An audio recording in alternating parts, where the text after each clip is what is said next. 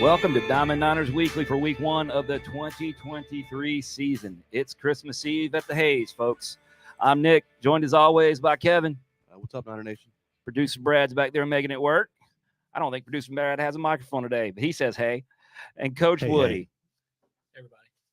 All right, boys, we're back. How's everybody doing? Great. We feeling good? Doing good, man. It's get the butterflies, and I'm not even playing. I'm coaching. All right, folks. We are hopefully live on YouTube tonight. If you're out there watching live, jump in the chat, hit us up on Twitter. We got that open too, so we're ready to go.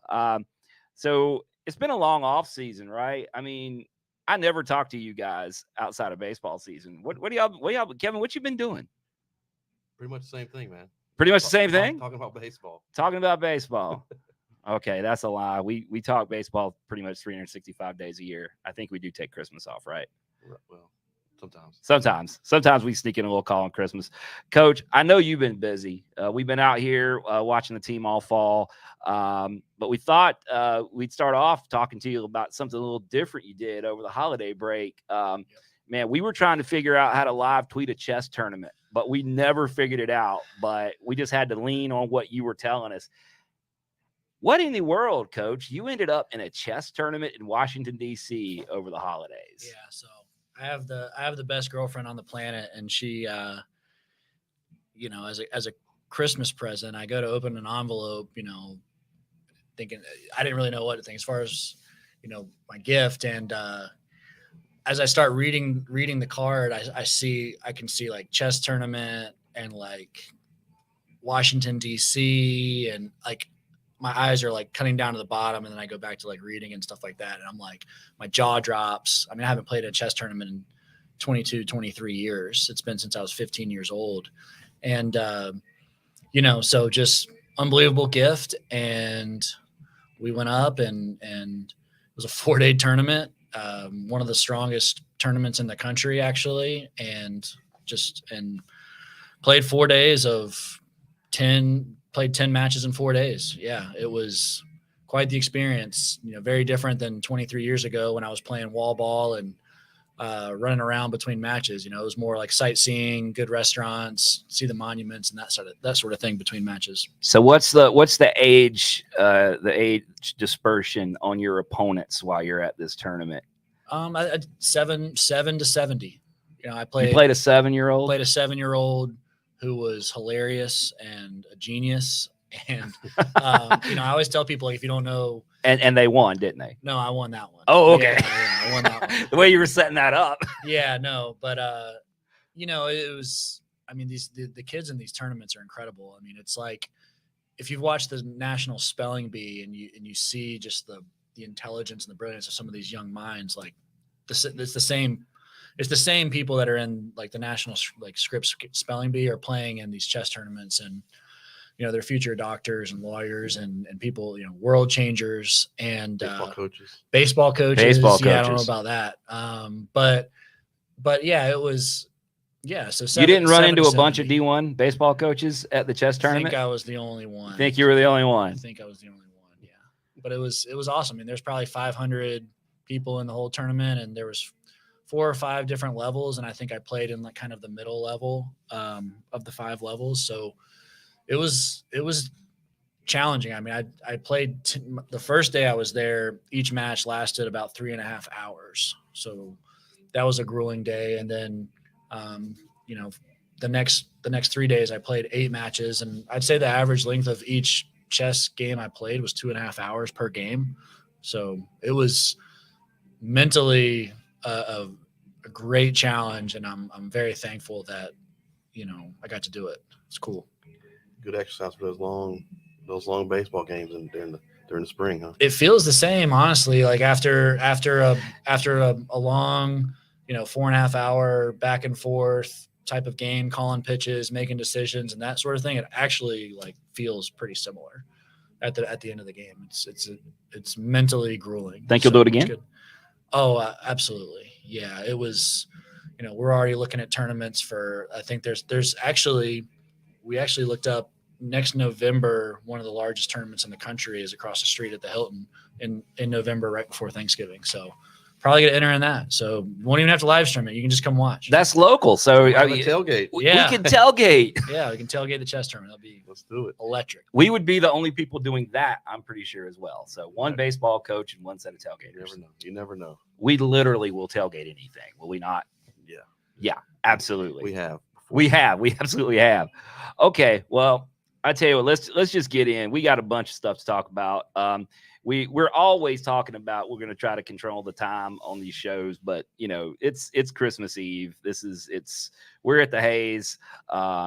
Just get comfy. Yeah. If you're out there with if you're hardcore enough to be watching us live tonight, just get comfortable. We'll take care of you. You can hear a lot of noise in the background. We're going to start talking about facilities because we've got a lot to talk about on the facility front here at the Hayes.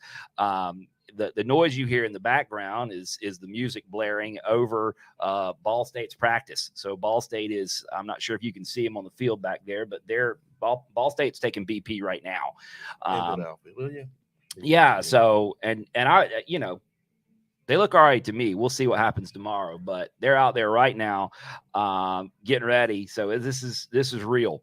One thing you might be able to see in the background, I think you can see it. It's not lit up right now, but right over your shoulder, Woody, is a massive new video board out there in right center field, taking the place of the old scoreboard. Why don't you talk a little bit about that process and what that brings to the table for us? Yeah, both our our program and our softball program just received a significant upgrade to our facilities. Huge commitment from our administration, our donors, our supporters, our alumni. Just really probably long overdue in terms of how long the scoreboard was here before, but 1989, we think, right, Yeah, Kevin? we talked to Barry Shiflett, and he said he thinks they put it in late 80s. Yeah. So which is it's honestly a program changer because this right here where we sit is where we sit down with players and families when we have recruits on campus. So to be able to, typically we have a PowerPoint presentation on my TV here in the office, and now to be able to sit here and be able to show highlights and pictures and everything and that type of thing when we're sitting down with future players and families, like that's big. Certainly the fan experience on game day is going to be significantly different. It'll take some time.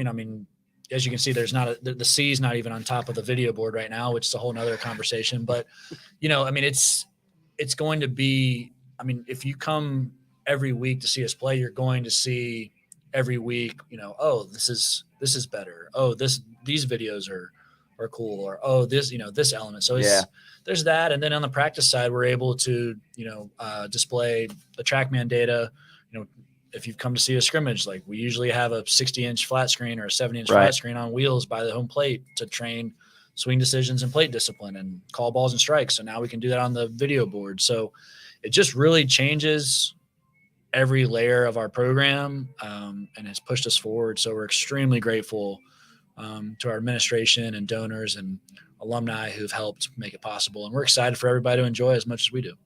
I think what we're looking forward to most is when maybe in a few weeks they can get the video replay down. So, when there's a call, right, we should get to see replays. right. Eventually that will be the case. Right. We do have instant replay in terms of challenges in the indoor, but eventually you will be able to see, out safe and that type of thing on the board, which is great. Yeah. And that'll take a while. Just, we've all got to be patient. It's a process getting that thing, I think, fully utilized.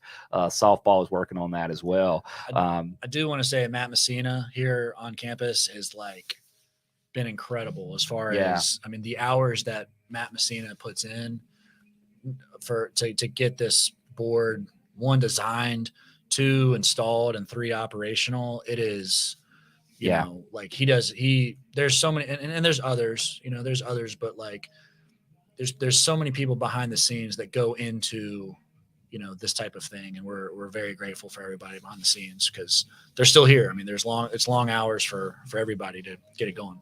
I think pretty much between softball and we've been passing through over the last few weeks between softball and baseball, I think they've pretty much been working about 7 days a week to get these things installed and going. So it's really, really awesome that they are. And so we can't wait to see it this weekend and going forward, see how that gets used. It's really cool. Right. And we've been over softball, and it really has changed that whole atmosphere over there. And I can only imagine once they get it fully operational, how much is going to change that venue. It changes the feel of the whole vibe in the stadium, I think. Right. I agree. And if you guys are looking for content to put up on the board, I know a couple guys that produce baseball content. Yeah. we can probably put you in touch with some content. There's some other cool stuff going on here at the Hayes that people will notice. One you showed me last night that just went in yesterday. You guys got a brilliant looking new all-in-C up here on the brick front to the press box that just went in yesterday. I guess you guys, and I know you've talked about this before, you guys you're constantly looking for places like, where can we brand something? Where can we put a logo? And there was a logo there at one time, originally with the old logo, but man, that is a beautiful looking all-in-C that you guys have put up there. It does. Yeah. It really ties in kind of the press box and the concourse to the field. Our players noticed it instantly. And we're just got to make sure we lock up the gate every night, because that'd be a hot commodity in somebody's man cave somewhere. So we're going to make sure the security is tight and it does not go anywhere.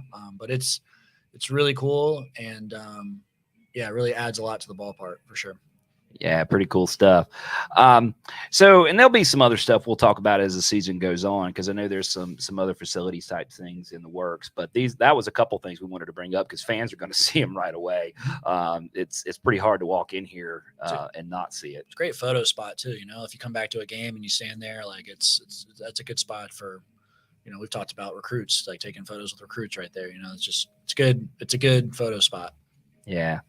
So let's kind of get into talking about some expectations. You and I have had we've had some conversations offline about this. You guys are getting a lot of attention this preseason. Everywhere from D1 baseball picking you to win the league, to Aaron Fitt, saying you guys are an Omaha sleeper. There's a lot of press about this team out there. And I mean, certainly the most since you've been here.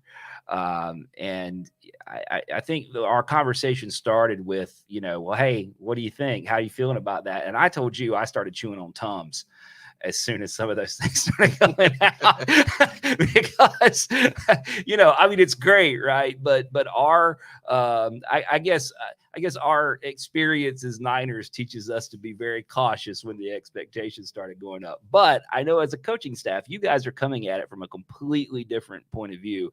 When you guys got here, you were definitely the hunters, but you're starting to transition over into the hunted. So how's that make you feel? How's that going? How's that working? Yeah, no, I'm glad you brought that up, just because as you describe it, and as we've talked before, I think everything, whatever discussions there have been or hype there's been around this year's team, it gives, to me, you have to look back to the 22, the 21, the 20, and before even those teams, because momentum doesn't just happen overnight. It takes time. And so we're 3.5 years into this thing. And, there's been so many great players and coaches and support staff members and student managers and our administration. I mean, everybody is pulling the rope to go where we all want to go. I mean, we want to host regionals, we want to play in super regionals, and we want to have an opportunity. We want to be one of the 8 teams to play in the College World Series. So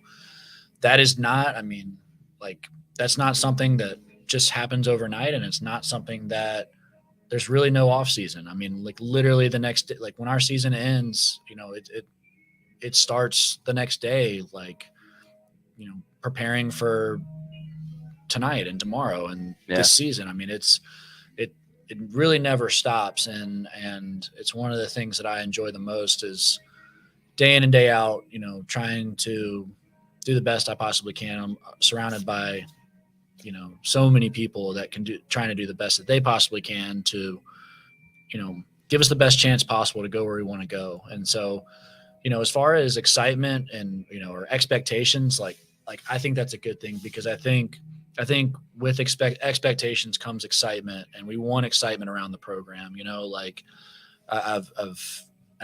I'll never take it for granted when there's expectations or excitement around the program, because it's not easy to do and it's really hard, and it doesn't happen all the time. So, just embrace it. And, as a coach, I like to also kind of not study other coaches, but pay attention to other coaches. And Joe Madden is a coach that I've really paid attention to over the years. And I know that spring training before the year that they won the World Series, I want to say like 2017 or so, he met spring training. That team had high expectations, and they talked about embracing the target and what that entails and what that feels like, and how, every team that shows up here wants to kick our tail. And that's a good thing, and just embrace that. And, to wrap up with, kind of a chess analogy, like I had chess coaches growing up that would always advise me to never make a move anticipating that your opponent was going to make the wrong move. Like, always anticipate your opponent's best move. And, if they make a worse move, great. But so we anticipate as a program getting everyone's best. And if for some reason they decide not to, that's great. But like, we know we're going to get everybody's best, and that's what we want. Kevin, you ready to turn over a new leaf? We're embracing this is right. I like it. I like the expectations, and then it's exciting. It's exciting for the program, and it's exciting to people don't like us, because that means you're beating them. Oh yeah. I would. Yeah. I think there's something to that from a fan perspective, maybe not on the coaching side, but on the fan side of things, there is something to other people's fans not liking you, right? Because if they like you too much, that's not a good thing. Right. Yeah. And we want people to be mad when we don't we don't play at a certain level. We want, it's a good thing when our fan base is like through the roof when we win and play well and has our backs, but like, we hate losing here. So like, it's that's part of it too. Like, we understand that. We will when and if that does happen, because it's going to happen, we will learn from it. But like, it's, that's where we feel like we are as a program. I mean, we put so much time and effort into this, it's, like I said, this is a 24/7, 365 deal. Like, my friends and family will tell you that. And so, it's not just for me, but for my coaching staff. Yeah. And so when you invest that much time, effort, energy into something, like, you should be mad when things don't go well, like, and you should, fight to correct it and that sort of thing. So I'm sure there'll be those moments over the course of the year, but until those moments hit, like, we're just gonna, we're just excited to kind of go full throttle with playing, watching the guys play and seeing those guys have fun. Yeah. And we're joking on the front end about not talking to each other in the off season. I mean, really, truly, you guys barely have an off season. I mean, that's the reality of it, because for the players as well. I mean, when we get to the end of the season, they're going straight to summer ball, and then back to school, and then it's fall practice. I mean, we're basically watching, Niners play baseball practically year round. Mm-hmm. There's a little holiday break in there, but other than that, it's pretty much year round. Yeah, and our coaching staff, with the transfer portal and recruiting, we've got, there's guys that are in our starting rotation that didn't commit to play here until July 30th of last summer. So, so this day and age, it's like you are actively with the draft being in early middle July, like, if some players are 50-50 to get drafted, like, we want that for our players, but at times it might mean you have to go, if a player gets drafted, maybe in a spot where you don't anticipate, then you got to go find another player. So it is a daily thing. Like, there is no off season. If you want a long off season, like, don't get into coaching college baseball, because there isn't one. Coach, for folks that are new to the program, can you go through your staff and then kind of go through their roles with the program? Yeah, for sure. Toby Bicknell's back as our associate head coach, recruiting coordinator. I mean, he's a huge staple of this program. I mean, every player on our roster has essentially here in some form or fashion by his efforts on the recruiting trail. And, he and I work daily on the, building the roster and managing it and that sort of thing. And so he's back, and certainly a Charlotte native, as many know. And Phil Sebihar is back and has been promoted to our second full-time assistant, and he's back as our hitting coach again, and did a tremendous job for us last year, and is just a brilliant young coach. I hate to pigeonhole him as just a hitting coach, because he's a lot more than that. I mean, he's just a great coach, and excited to have him back here for our second year. And kind of with that, Austin Miney, our pitching coach from last year, accepted a really great opportunity to be a pitching coach in the Baltimore Orioles system, and he's also going to be an analyst. And he's still a close friend of ours, and we're super happy for him, because we all believe he's going to be in a major league dugout in the next 3, 4, or 5 years, if not sooner.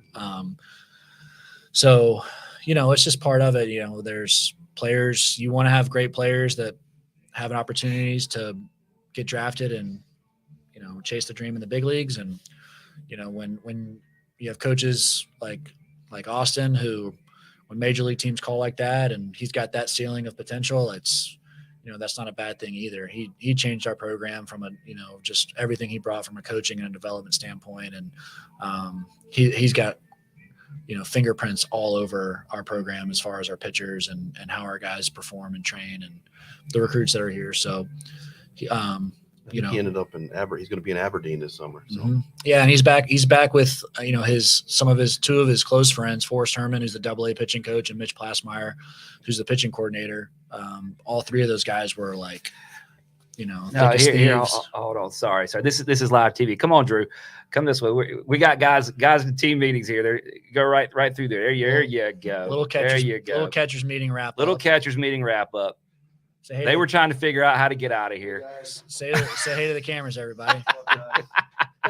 There goes your. We're going to talk about catching here a little bit. There they go.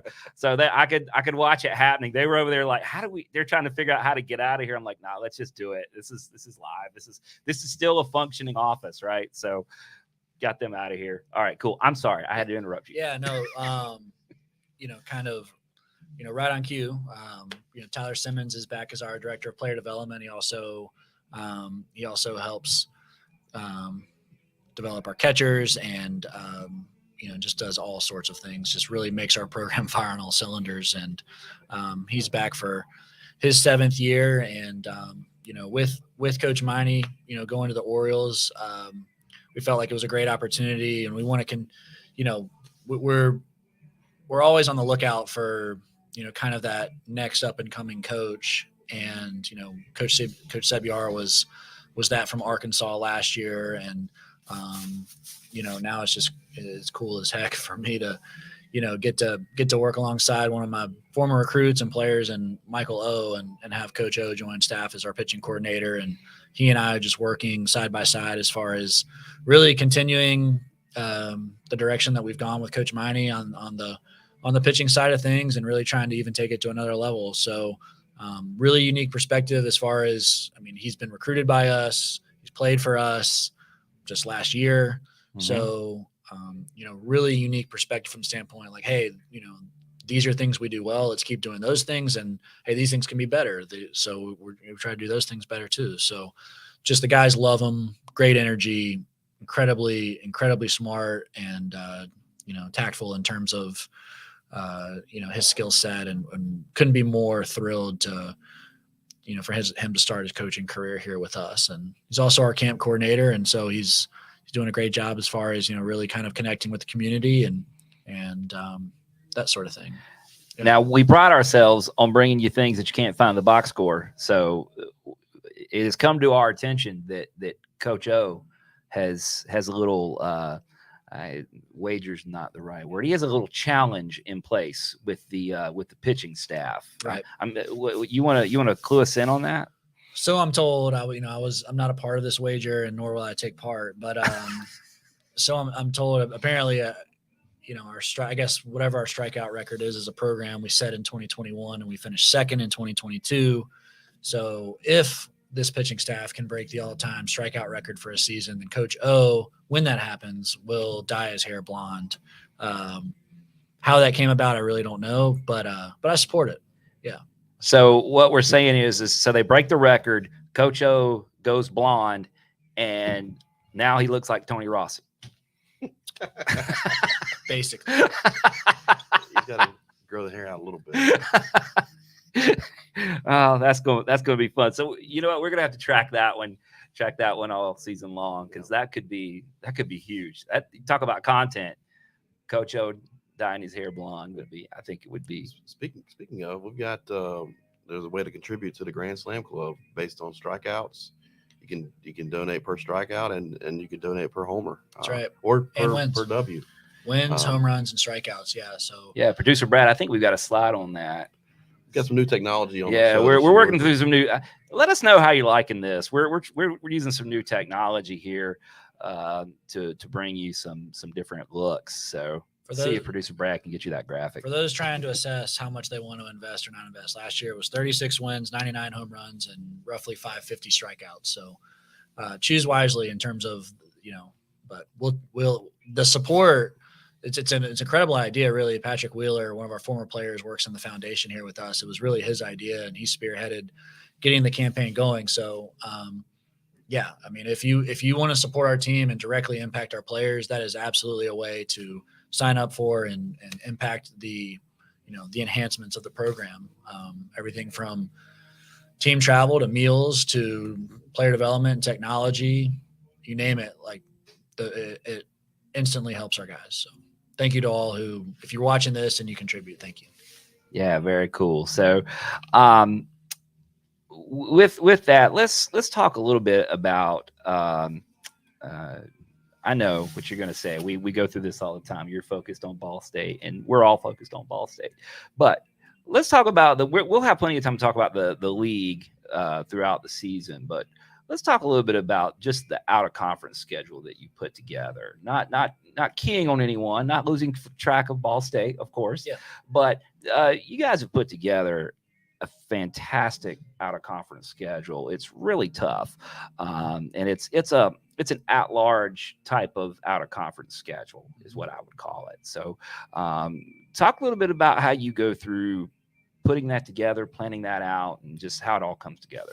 Yeah, no, I mean, we work 2-3 years in advance on scheduling, and just the general. I mean, last year we also pay attention to the landscape. So last year when the selection committee, made their decision, they literally said after this selection show, like, we put a heavy emphasis on RPI and strength of set schedule and those type of metrics and that sort of thing. And there's some really great teams that, we were 36-22 and we understood why we weren't in, but even as close as we were, but there were some teams with, even more wins that were left out because they didn't fall in line kind of with those metrics. And, I wouldn't be able to sleep at night if I felt like we had a team that was worthy of an at-large bid, that the only reason we didn't get in was because we didn't play, the schedule that we needed to play. I mean, I wouldn't be able to sleep for a long time over that. So I base my decisions a lot on what it causes me to lose sleep. And so here we go. Like, let's play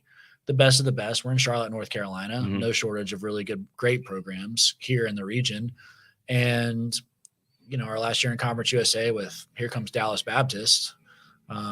So yeah, we feel really confident that this group of players is capable, and we owe it to them to set them up to go where we want to go.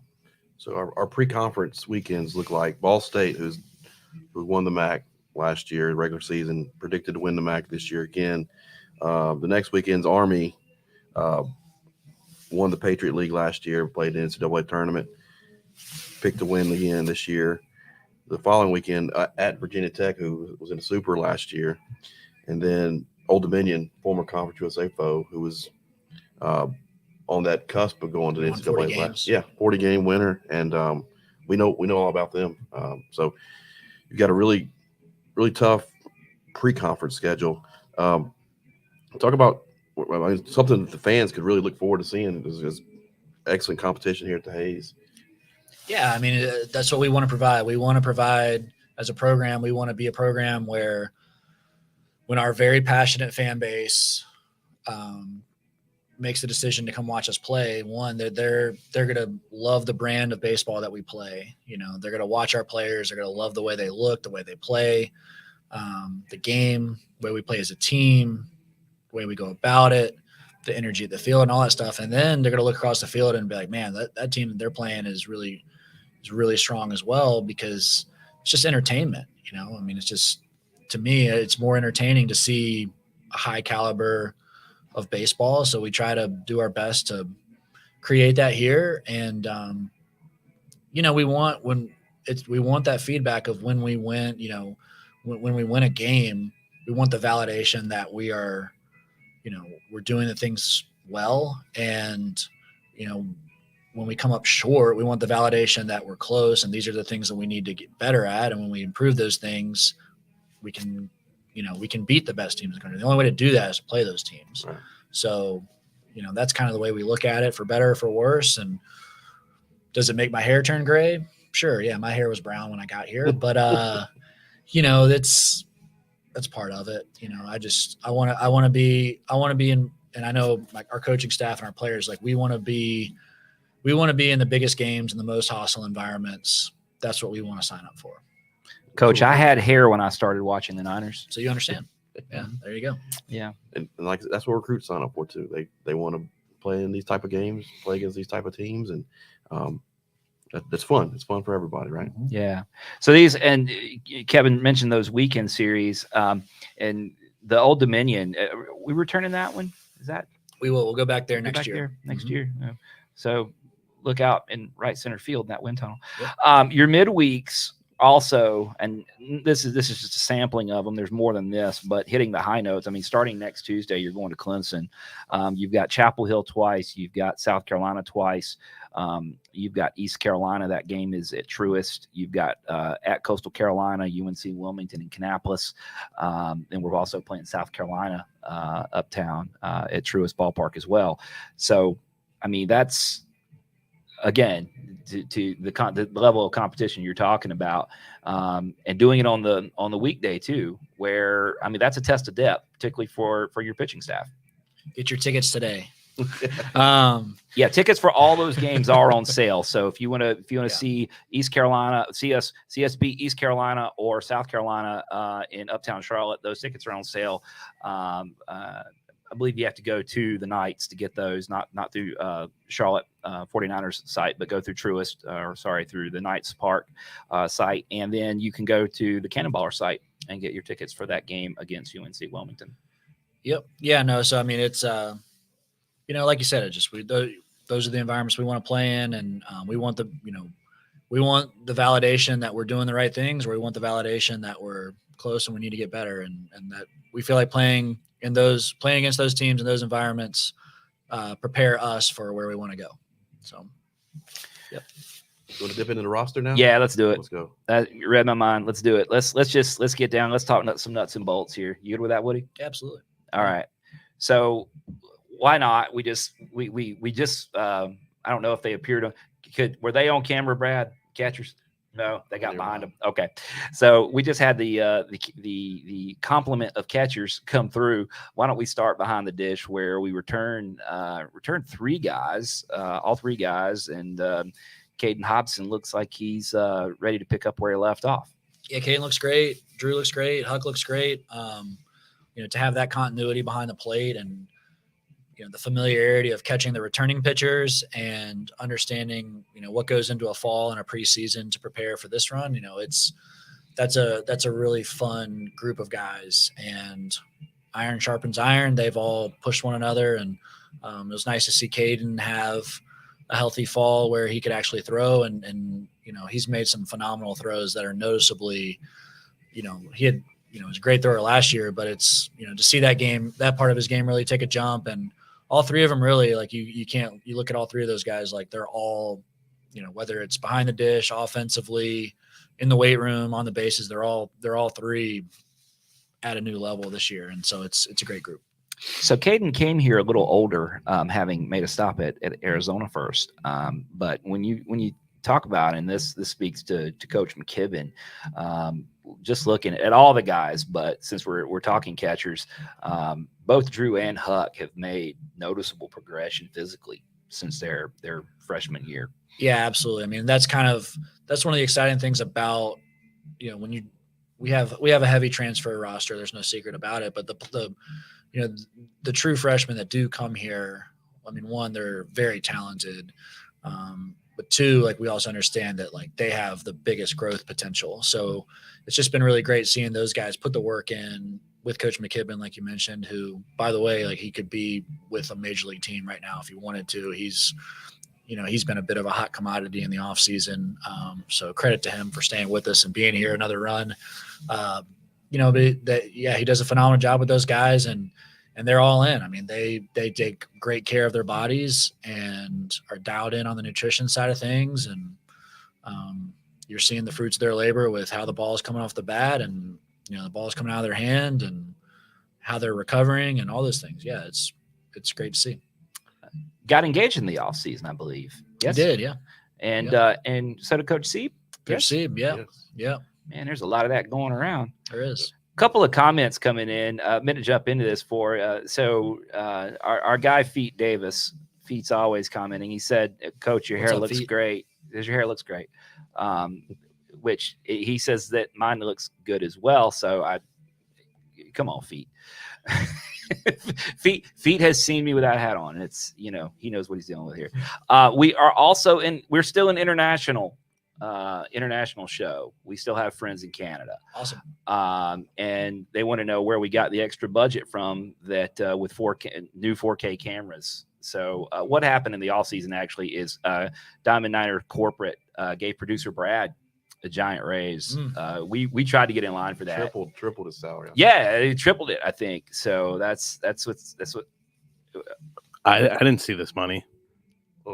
Well, it was still tripled. Did you miss the memo? Okay. It's on layaway. I gotcha. I think you just missed a memo somewhere. So yeah, that's we're looking good out there apparently. And there's also you made a reference to having the best girlfriend on the planet, and there's been a lot of support coming in for her as well. So there you go. Any other comments? Keep them coming. We love hearing from you folks out there. So let's keep going. I think this is one of the big. If we start working our way around the diamond here, first base. We had a big hole at fill at first base because, Josh Madole, it would be hard to ask for, particularly on the way he played defensively at first base. Hard to ask for a better defensive first baseman than Josh Madole. Did his job at the plate as well, but that's a big hole to fill, Coach. Yeah, those guys are hard to find. Those left, really kind of Don Mattingly type players that you could put. I mean, we could have put Josh on the left side of the field. He would have been just fine. Those guys are hard to find, but we feel really good about the group of, really Eli Wiesner, Brandon Stallman, Spencer Nolan, Will Butcher, in no particular order, really. Those four guys have worked out the most over at first base, and they've done a tremendous job. They really have. Cal Clark's worked there at first a little bit. We've got a bunch of athletes on our team that can play multiple positions. So, I'd say Eli's probably the front runner to be there tomorrow and probably get the most time there this weekend. But we have a number of guys that can really play there, and it's kind of going to go off of, kind of who offensively what we want to do. But, Eli's really, I think in the preseason has looked, the most ready to go defensively. So he's done a great job for us amongst the other guys as well. And Josh is not gone either. I mean, he's still with the program working with Coach McKibben. That's right. He's the assistant to the director of performance. So I think he's done a great job. I mean, he's a rising star in that industry, and we're fortunate again to have the former player's perspective with the knowledge and the skill set that he brings with Coach McKibben. Our guys love training with those guys. So why don't we take it in bulk, just up the middle in the infield, because there are many strengths to this lineup, but I think if we're talking like where the strength that we want to start off with, it's up the middle with the experience and the talent you've got playing there. So why don't we hit there next? Yeah, I mean, Jack Dragom and Austin Knight are two program changing players for what they've done the last 2 years and what they're going to do this year. I mean, those are going to be guys that Charlotte baseball people talk about for a long, long time, and to have those guys back up the middle and the cohesiveness and also just have them show the ropes to all the other, all the other guys. And I mean, that everybody has elevated their game from JD Suarez to Dante DeFranco to Spencer Nolan to Brandon Stallman, Josh Patrick. There's just really Eli Wiesner's been playing over there, and it's just that whole group of infielders really is kind of followed their lead in a sense, and we're just really lucky to have those two guys back, and because they're capable of doing tremendous things for us. Yeah, veterans in the system. This is their third year together, and looking forward to seeing how they play out this year. Mm-hmm. I guess their final season together. I think the best compliment that I could pay both those guys is sometimes you forget how good they are because they make it look so easy. I mean, they really do. Jack deep in the hole at short, and the way Austin plays anywhere he plays on the field. He's played all over the field for us, particularly infield. Those guys, they kind of lull you to sleep sometimes a little bit with how easy they make it look. I'll say this, not me. I don't take it for granted. I love, I love writing those two names in the lineup as frequently as I get to. So they're awesome players, and all those guys, even the guys that are right there with them and behind them. I mean, you're going to see a rotation of guys over the course of the season. That we just have a really good group of infielders that all push one another. Nick was speaking of up the middle. You got a pretty special player in center field with Jake Cunningham, his third season on the roster as well. Speak a little bit about his talent and his expectations for the season. It's off the charts. I mean, it's like whatever the price of admission is, it's not enough to go watch Jake Cunningham play baseball. I mean, that is a special player to come see. I mean, he shrinks the outfield. He shrinks the field offensively on the bases. I mean, by the time, you just don't see many guys with his skill set. And then you throw in the makeup and the work ethic and the selflessness of being a great teammate. It's like, I don't know what else you want, to be honest with you. So, Charlotte native, cares a lot about this place. He could have signed with the Cincinnati Reds and a couple other teams out of high school and decided to come here and play college baseball with us. So, we just, again, it's just the every year I try to really look at, as a coach, I try to slow down, stay present, and appreciate, players that we have. And Jake's one of those guys. And I'm just going to sit back and have one of the best seats in the house when he's back in there of playing. Cause he's going to have Major League Baseball flying in left and right to come see him. And that's great. He deserves it. Yeah. 5-tool guy. I think what we said about Jake is he's a 5-tool guy. And if there were 6 tools, he'd have that one too. He finished second in homers, second in stolen bases. So filling up a stat sheet. Can't say enough about him. Yeah. Well, it's just, it's great to see. Him, JD Suarez, Cal Clark, the best players in Charlotte staying home. Those guys could have gone anywhere. They really could have. And so for them to stay home and play for the hometown team, like, I don't ever take that for granted. And, I have a real appreciation for the Charlotte guys staying home and helping our program do what we're doing. Speaking of Canada, there was a guy spending some time at third base last year who is now the property of the Atlanta Braves. Saw him here last night, hanging out a little bit. Student home run derby. Headed spring training today, I think. He was leaving for Florida today. So David McCabe is gone, leaving a hole at third base. Which we moved around multiple pieces last year, which obviously the hole at second that's being filled by Austin is Nate Furman's absence now, who's with the Cleveland Guardians. So what can fans look for over at third base? Yeah, I mean, Brandon Stallman's done a tremendous job since he showed up, as really all facets of the game. I think fans are going to be really excited to see him play on every side of the ball. So he kind of leads the way at third. As I mentioned, Eli over at first. Defensively, they can both. I mean, they can. They're very versatile. That's the great thing about our position player group, is that we feel like our outfielders can play all three outfield positions. Our infielders can move around. Austin Knight can play shortstop. Jack Dragon has shown he can play third base and second base.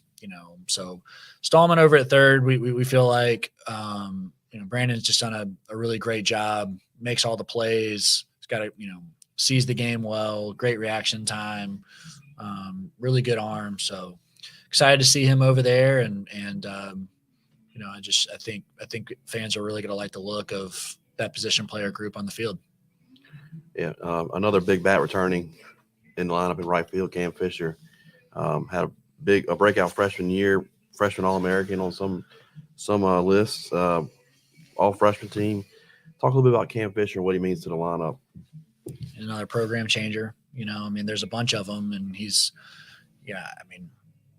I tell you, when we get this video board thing going, we got our lineup. Like I'm working with Matt to just kind of design the layout and the right. We're working to have the right side have the batting order, and whoever's hitting will be highlighted in yellow, and so you kind of keep up with who's where and that sort of thing. It's just like there's gonna be a lot. I don't know how many times in the game I'm gonna look and be like, when's Fish up?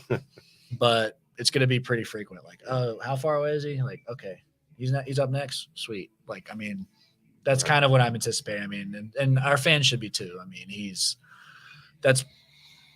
We have a lot of hitters that I would not look forward to facing, but I would say he's probably the guy that if I was still pitching, I don't know how I would get him out. He's just really good, and he's gotten stronger. He's gotten better at all facets. And so I know he had a great year last year, but there's more in the tank with him because of his makeup and work ethic. So it's gonna be fun to watch. So what with I guess we're talking corner outfielders in general, but what else can fans look for? Well, it's great to have Blake Jackson back. I'll tell you that. It's like, last year, people really, I know the people watching this, y'all are our biggest supporters, so y'all know, but like not having Blake, when Blake went down, it just, I don't think people really know how much of a winner, he really is. Like, he was the glue guy and the catalyst and the performer, one of the best performers on a junior college national team at McLennan 2 years ago. And, to take him out of our lineup and off our field and, last year, it changed things. So to get him back and to see the, people are going to love watching him play. He will literally run through a wall to catch anything. Like I have to say, Blake, like this is a scrimmage. Like we need you. He back-to-back plays 2 weeks ago. Like he ran back-to-back plays and made game-changing catches in a scrimmage that technically didn't count. And I'm like, he doesn't have an off switch. And but no, he doesn't. So it's like, it's just one of those things. Like fans are gonna love him. I think opponents are gonna hate him. They already do. So yeah, you need that guy. Yeah. I'm glad he's on our team. Yeah. Yeah, and he contributed even though he was hurt last year. Yeah, he did not have an off switch in the dugout. That's right. for sure. So he's a stud. We're really fortunate to have him healthy and back in there. I'm excited for him. He's about to get paid off for the hard work and the selflessness that he's shown the last however many years of playing. So one of the underrated activities last year was during road series was like searching, like looking around on Twitter to see what opposing fans were talking about. And they were usually talking about Blake. Who is this guy? What's he do? He was bringing the energy down there. Yeah. He was, I think some teams are going to wish he was in the dugout again this year because now he can play. Yeah. And that's, I mean, so he was doing everything he could, but now he's back in there and he can play, so that's good. And I think Jake's close to being back. We've talked about it a little bit. Jake's close to being back. He's already hitting balls over the lights and BP and back to moving again. So we could, we'll see him sooner rather than later. But I'll tell you what, we've our Spencer Nolan, what he's been doing in the outfield for us the last few weeks is like it's like Jake Cunningham 2.0, his freshman year. And that's, I don't like throw that comparison around lightly. Yeah. So literally just put him out there 3 or 4 weeks ago, and it looks like he's been playing out there in the outfield his whole life. And just an incredible athlete, shrinks the field, instincts, jumps, angles on the ball, great throws, just plays really free out there. So, while we have to wait a little bit for Jake to get back in there, I think fans are really going to enjoy watching Spencer Nolan out there in the outfield. And, and then let's not forget about Will Butcher. He's been pretty good out there for us too. So, Butch did a fantastic job in left last year. Yeah, he really did. I mean, he does not get enough credit for how hard he works on the defensive side of the ball. Everybody knows how he's one of the best hitters in the country. But Butch mashes baseballs. But he really works at every facet of the game. He works really hard to be, a great defender. And I think Spence shrinks the field a little bit more from a run prevention standpoint, but when Butch is out there, he helps us win ball games too. And between him and Cal Clark and Dante DeFranco. Dante DeFranco is the Swiss Army knife that can literally play any position on the field. And, we just feel like our outfielders, are really strong. Yeah. So you've got a lot of options with a lot of options, different looks you can go with at designated hitter depending on the day. Once Jake gets back in the mix, you can move some pieces around. It feels like, I would say, you've got a lot of guys that are sort of on the fringe of this lineup that could step in. And when I think about that, I think about like Nate's freshman year, when Nate Furman was a freshman. He wasn't to start off the year, he wasn't really in the lineup, but he was right there. And once he got in, he had a really hard time. He's like, I'm not coming out. Yeah, the first 4 weeks he didn't make a start, and we had a player that decided not to go to class the week of Western Kentucky road series, and our guys know that doesn't fly, so just kind of told that player, hey, you might get in there, but you're gonna watch. You're gonna sit on the side and watch. And Nate literally did everything we asked and then some, and just said, hey, here you go, let's go. Put him up there in the leadoff spot, and he might have drawn I think he might have walked or hit a double his first at bat, and the rest is history. It just, he was his work ethic is legendary, honestly, and worked while he waited. We have a lot of guys that are doing that. We see it on a daily basis. So, we hadn't even talked about Josh Patrick, who, he's got a chance to be one of our best hitters and has made himself into, he's not even the same defender that when he got here. He's been out there early. He stayed late. So we've got a bunch of those guys. We've got a bunch of on that position player group is, numbers wise, it's probably the smallest group of position players we've probably had. But we've got the right guys. Yeah. And yeah, so it's a really fun group to watch on a daily basis. It's good as fans to kind of see the next wave. Yeah. The future of the program. You can say that a little bit. And Nick and I have been out to quite a few scrimmages, and it's good to see those guys starting to develop when they get from on campus to throughout an off season, like JD and Drew Tyndall and Hug Waffen. A lot of guys have a year under the system. You can tell huge difference in one season, really. Yep. what I would say, and we've watched a lot of Niner baseball and just baseball in general, right? But there's always we've always kind of you knew which guys were just kind of they're I don't want to call them practice players, but what would happen if so and so got in the game? Well, if we had to start so and so, some really bad things have happened, right? We don't really have. There's not a guy like that on this roster. There's not a guy you're looking at, because it's like every guy that could potentially get in the game if there's an injury, if there's something, whatever happens during the course of a season, somebody gets beat up or whatever, right? And can't go that day. It's whoever comes in is like legit. Yeah, there's a lot of options and there's not much drop off as we've seen in the inter-squad scrimmages. Yeah. Yeah, because sometimes, I mean, you guys split them up with the sort of the ones and the twos, right? I mean, the twos are given as good as they're getting. Oh, yeah. Yeah, I mean, there's no let up.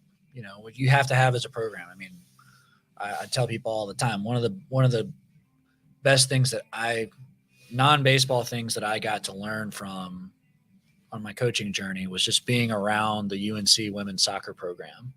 And Anson Dorrance, and legendary coach, no matter the sport, 25 national championships, and they've only had, I think, like 50 national championships in the history of maybe 60 in women's college soccer, and they've won a third of them, something along those lines. And long story short, the takeaway is that those players always talked about how practice was far more competitive than the game.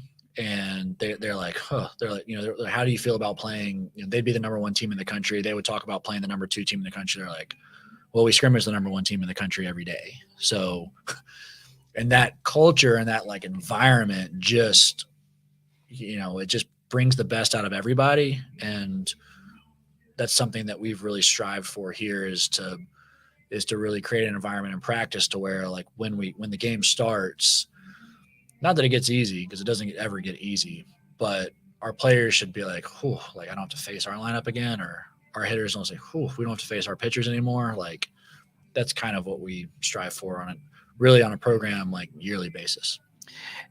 Well, and that's something we've noticed, and I told you guys that to get comfortable, because we haven't even let Woody talk about his pitchers yet. That's what he wants to talk about, so we're about to let him. The feedback we've heard around from we've just got through talking about how confident we are in the bats we have in the lineup. The one thing that our hitters have talked about repeatedly from the fall to this spring, this preseason, has been they're really tired of facing our pitchers. and they're like the pitching staff is it's not only quality, but it's quantity this year. So just have at it, Woody. Talk about your pitching staff. Yeah, no, I mean, we'll hang out while you do it. It's the element of the program that, truthfully, like when we got here, it was the biggest uphill battle. I mean, it was building a pitching staff that is capable of, winning the conference and going, getting into the NCAA tournament and going deep into the postseason and legitimately having a chance to get you to Omaha. Like, it's very difficult to do. And so, yeah, we've spent 3.5 years really trying to push the program, move the needle, develop the guys that were here to the best of our ability, and recruit the best, pitchers in the country, no matter where they come from, whether it's the transfer portal in the SEC or the transfer portal, Sam Conti, Division III, or the high school route with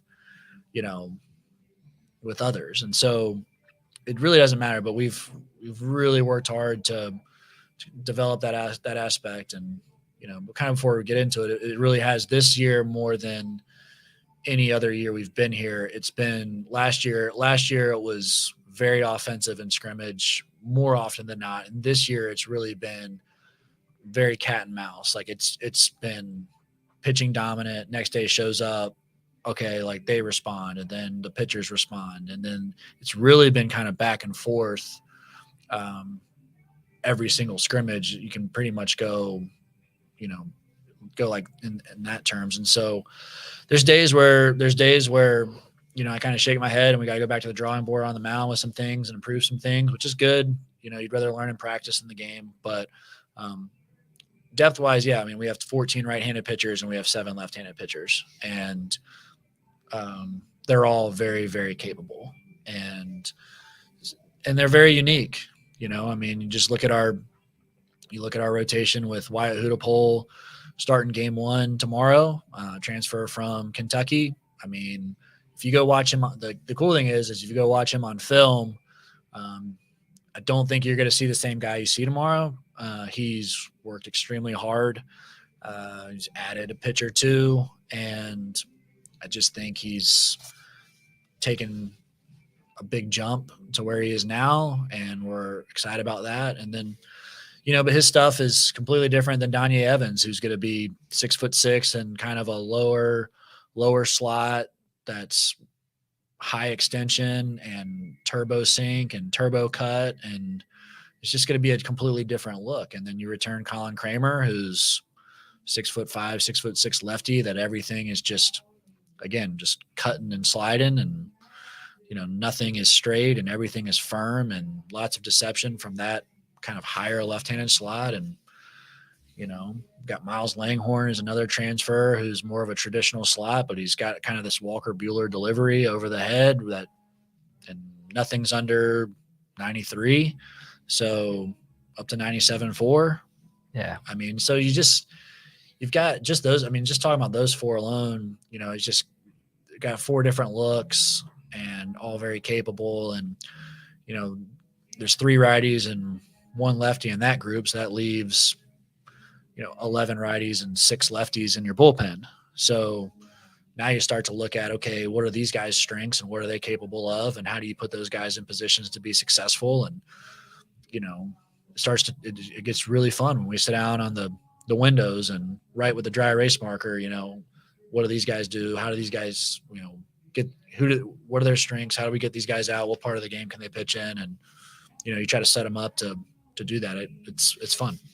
This pitching staff's been awesome. It's the hardest working pitching staff I've gotten to work with. Coach O's gotten to work with in his 1 year of coaching. Best one ever. Yeah. And, but I mean, it's awesome. I mean, I can't tell you how many times when we train in the football weight room next door, I mean, and, you know, previous coaching staff and new coaching staff both comment, like, we'll be in there just with the pitchers training, and they're like, you know, man, you guys got a big team. And it's like, those are our pitchers. And then he goes, they're just always like, those are your pitchers. And I'm just like, yeah, like they're our pitchers. They're like, man, like those guys get after it.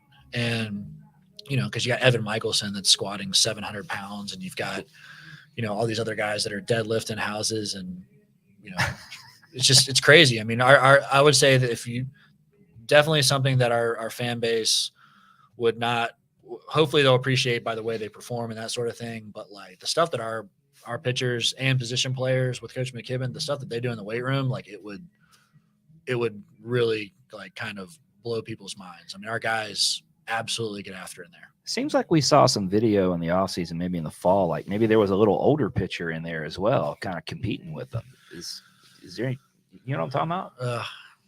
Seems like there was a video. We try to, our coaching staff, we get in there. We try to pretend like we're still young, but we're lead not. by example, right? Yeah, something like that. How much were you? I don't know. Was it like 400, 435? No. Are you asking Coach how much he benches? Dude, there was video of it. I mean, it was serious. I need to throttle up cardio, and right now it's just so. Yeah. Okay. So you've got a couple of you touched on it briefly, but you've got a couple of guys back that you didn't. Michelson was with us a little bit, but injured most of the year. You kind of don't count it, honestly. Yeah.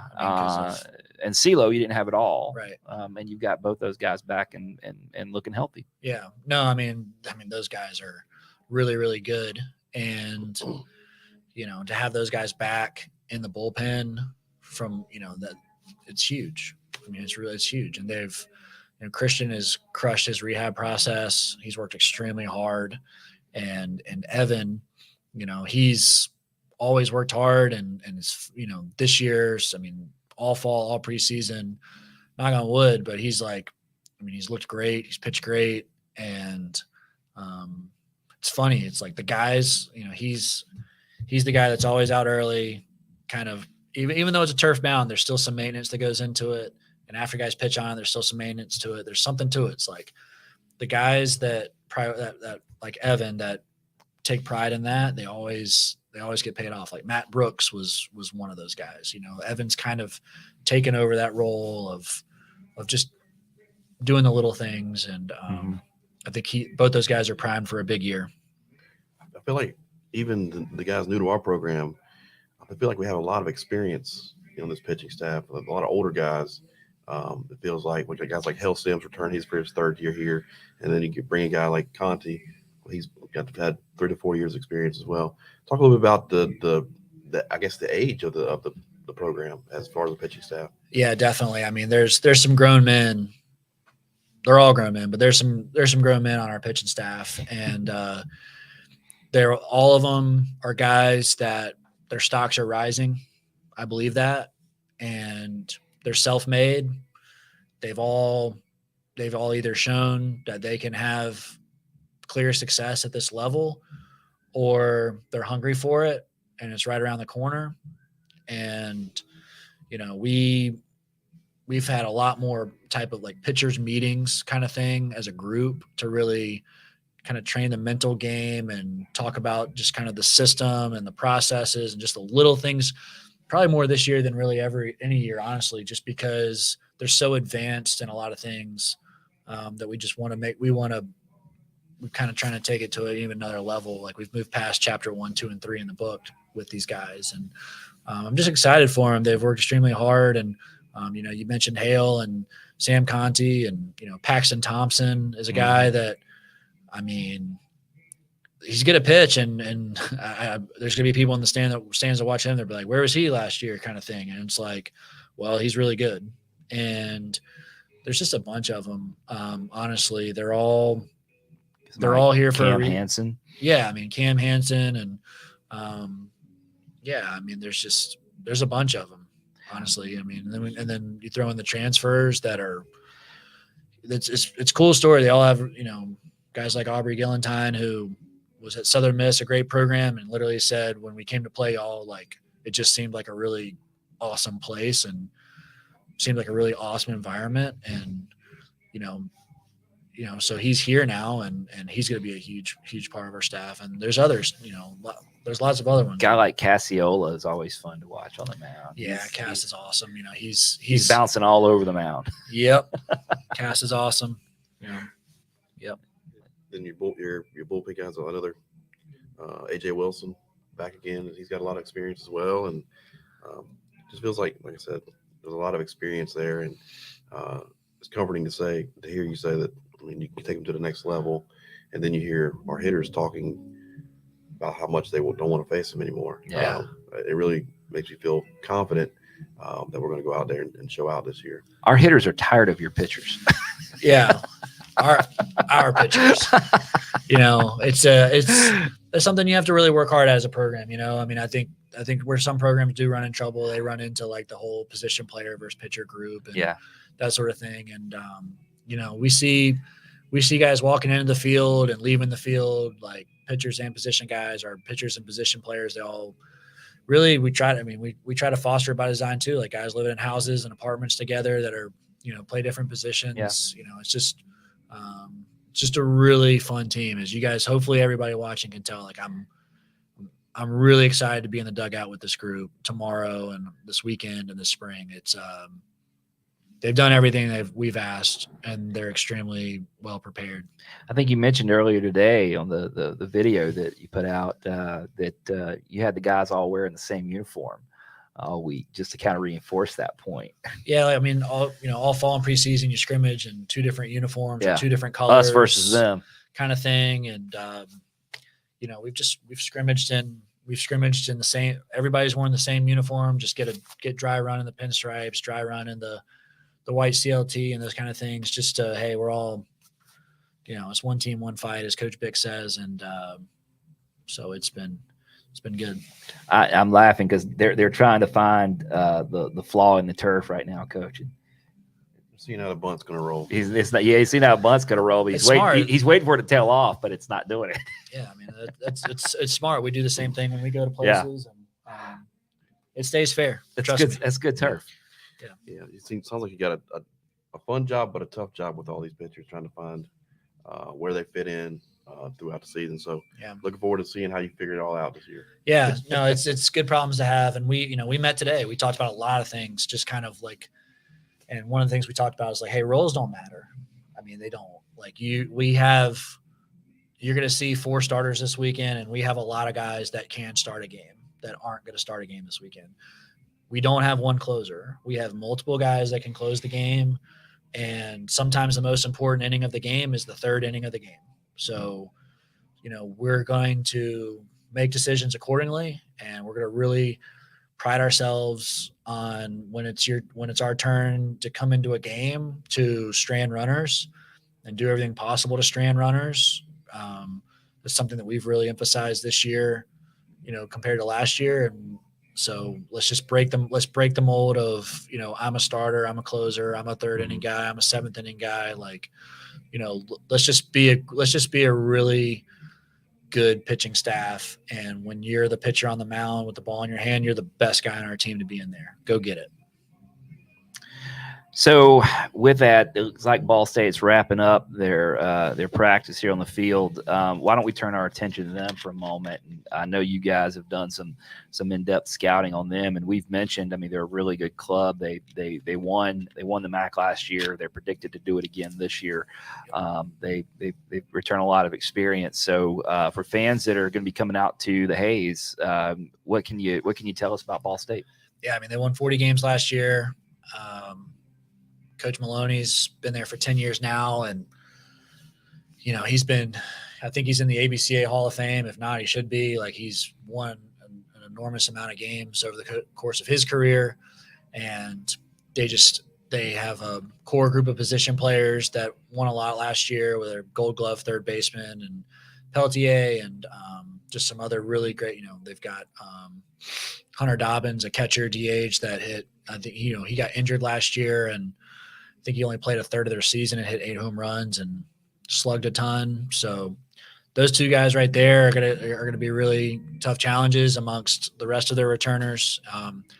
And then you go look at, this time of year, it's fun because you really have to kind of dig and do some research on the transfers and the incoming guys and that sort of thing. You can't call another team and, or pull up last year's video on some of these guys. So you really have to kind of dig deep to find some info and that sort of thing. And they've got, their transfers on the position player side are really good. I mean, they've got some left-handed hitters from, Iowa Junior College and Parkland Junior College, 2 schools, that we recruit, 2 areas that we recruit heavily. Mm-hmm. They've got one of the, I think they've got the number 1 impact freshman, according to D1 Baseball, on Blake Beavis, who's a right-handed pitcher and probably going to play first base for him.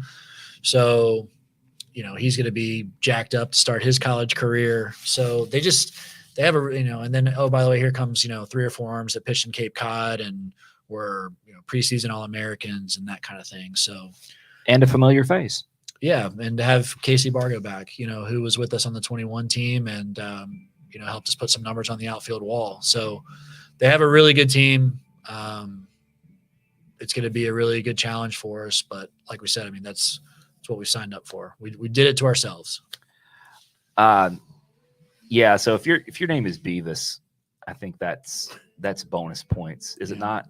For people our age. If that is how you pronounce it, if for some reason if his family is watching and that's not right, I apologize. If that's not how he says his name, we know he's a really good player. He needs to fix that. Yeah. Because that's good stuff. All right. So I think producer Brad's telling me, what are we at, Brad? Are we at an hour and 15 now? Yeah, good hour and 15. So, hey, it's Christmas Eve, we're doing our thing here. We're going to have a lot more shows. So we've got a lot of stuff to cover, but can't cover it all today. That's right. You guys know us. We could. The crazy part is those of you that are watching or hanging with us live. If y'all just hang out as long as we wanted to, but we're not going to do that to you because, well, Woody needs to go home and get some sleep, and I don't know if I'm going to sleep or not. That's to be determined. We'll see. It'll be one of those nights. We're going to start wrapping this thing up. So we're on that verge of closing up here. As always, couple of things here. You can find Diamond Niner Report on YouTube. Make sure to click subscribe. That way you'll get all our content. Various podcast platforms such as Spotify, Google Play, and Apple Podcasts. You can find this there as well. Also follow along on social media. We're on Twitter, Facebook, and Instagram. But as we say, never TikTok. That got banned at my workplace anyway. TikTok did. It's out. So I was distraught that TikTok was banned. Probably be a team revolt if that happened here. So well, it was so I worked for the state of North Carolina. It was the governor that banned TikTok on all state computers. So anyway, developing news there. There's the stuff you don't find in the box store, right? we should get Coach Bick in here. Now y'all should have a conversation about TikTok. Yeah, and getting banned by the government. That's a whole nother show. It's a whole nother podcast. I think that's a whole different show. So we did want to do one thing before we go. We're going to close up a little bit different tonight. Yep. There's a little bit of business we got to take care of. We need to acknowledge the loss of two members of the Charlotte baseball family. Several weeks ago, Coach Greg Simmons, father of director of player development, Tyler Simmons, passed away after a battle with cancer.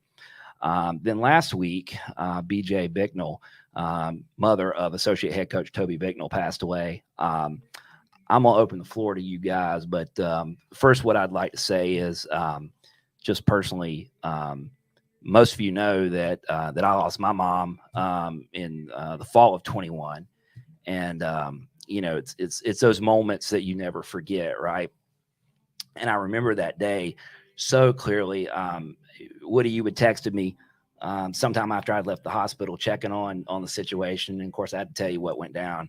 But it wasn't long before I was getting texts from the coaching staff and all the players and everything. And it meant so much, but I'll never forget probably two of the first texts that I got after talking to you were from Toby and Tyler.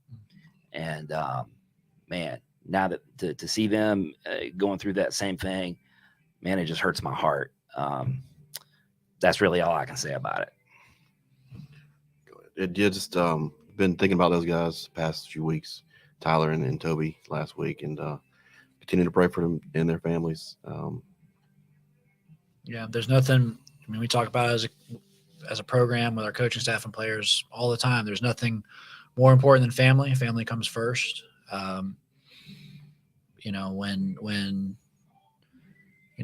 When Tyler and Toby's family, were impacted here in the last few weeks, every member of our program has felt it.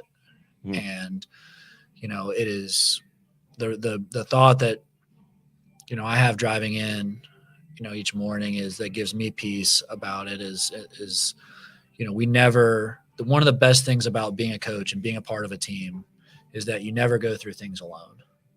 You never celebrate successes by yourself, and you never go through, the really low lows by yourself either. We all have each other's backs, and, to see, the incredible support and outpour from our players and program for both Toby and Tyler, the Charlotte community at Coach Simmons' service. I mean, the amount of people that he impacted over 30 years of coaching, take wins and losses out of it. Just think about the 30 years of impact, and then just the incredible, mother that BJ was for Toby and Lucas, and just her presence at our games and how much she cares and how much I genuinely knew she hated losing. I always appreciated that. And she wanted us to win so bad. And so, I just, our hearts all hurt for those families. But the thing that gives me peace is that I know that, those two families, just like any family that's a part of our program that goes through something, they're never alone. And we all pick each other up. And we all get through things together, and we go through things together. And I'm very thankful as the head coach of this program to be able to say that, because we have that here, and I'm thankful for it. So, yeah. Yeah. So we want to dedicate this show tonight, such as it is, to the memories of Coach Greg Simmons and BJ Bicknell. These are reminders of how fragile life is. And we've been reminded, honestly, far too often lately, far too often for my comfort. But that's all the more reason to go do what we love doing. So with that, we're going to close out tonight. It's time to go play baseball, which is what we do. So we'll see you here at the Hayes tomorrow afternoon, 4:00, open a day. Let's go get it. Good night, everyone.